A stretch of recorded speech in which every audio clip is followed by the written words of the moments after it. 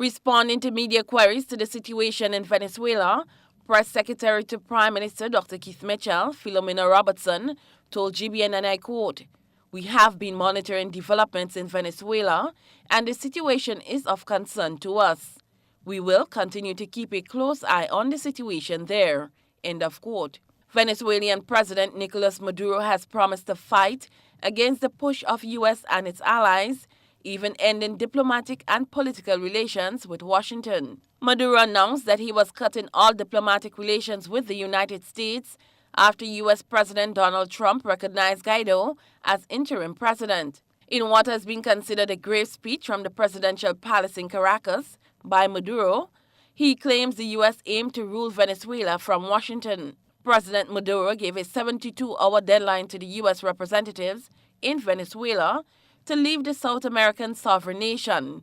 However, the U.S. said the former president no longer had the authority to order them out. Meanwhile, Russia and China, according to the international reports, already cautioned the United States against a Venezuelan coup.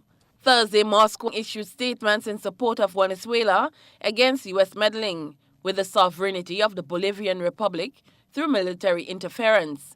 According to an Interfax news agency report, the Washington ministry says only Venezuelans have the right to determine their future, and that destructive external intervention is unacceptable, citing a catastrophic outcome.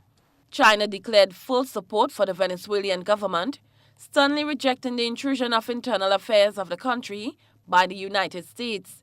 7 South American nations, as well as Canada, are supporting the U.S. stance. According to a BBC report, U.S. President Donald Trump was asked about military intervention, and while he said he was not considering it, he added that all options are on the table. In a statement, he described Maduro's leadership as illegitimate. Maduro has been in office since 2013. He was sworn in for a second term earlier this month after winning a May 2018 election marred by an opposition boycott and widespread claims of vote rigging. Footage from Wednesday's protest shows some demonstrators facing off with National Guard security forces, tear gas being dispersed, and vehicles on fire. Last month, 2 Russian nuclear-capable strategic bombers arrived in Venezuela, a deployment that comes amid soaring Russia-U.S. tensions. Cherry and Blackman Stephen, GBN News.